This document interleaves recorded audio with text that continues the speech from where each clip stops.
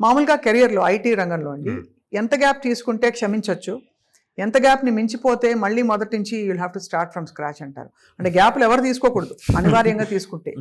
4 years 5 years చేశాక work చేశాక కొంతమంది బ్రేక్ వస్తుంది డ్యూ టు హెల్త్ ఇష్యూస్ కానీ లేకపోతే మ్యారేజ్ ఇట్లాగా అన్ని. సో వాళ్ళు ఒక 2-3 years గ్యాప్ తర్వాత మళ్ళీ రీస్టార్ట్ చేయడానికి అందరూ సపోర్ట్ చేస్తారు, రైట్. కంపెనీస్ కూడా అలో చేస్తాయి. అట్లా కాకుండా ఒక 10 years కంప్లీట్ డిఫరెంట్ దాంట్లోకి చాలా మంది ఇప్పుడు నడుస్తున్న ట్రెండ్ ఏంటంటే ప్రతి సాఫ్ట్వేర్ పర్సన్ ఏదో ఒక సైడ్ బిజినెస్ స్టార్ట్ చేస్తున్నారు. అవును ఎక్కువగా ఫుడ్ రిలేటెడ్ ఎక్కువ చేస్తున్నారు. అవును. సో అది కొంచెం బాగుంది అంటే దాంట్లోకి ఈ జాబ్ రిజైన్ చేస్తున్నారు, దాంట్లోకి వచ్చేస్తున్నారు.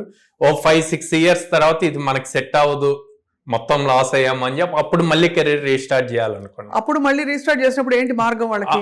అప్పుడు ఆల్మోస్ట్ వీళ్ళు లెఫ్ట్ అయ్యేటప్పుడు ఎంత శాలరీ ఉందో దానికన్నా ఇంకా తక్కువకి రీస్టార్ట్ చేయాల్సి వస్తుంది. సో ఒక లాంటి లాస్ అది. అవును.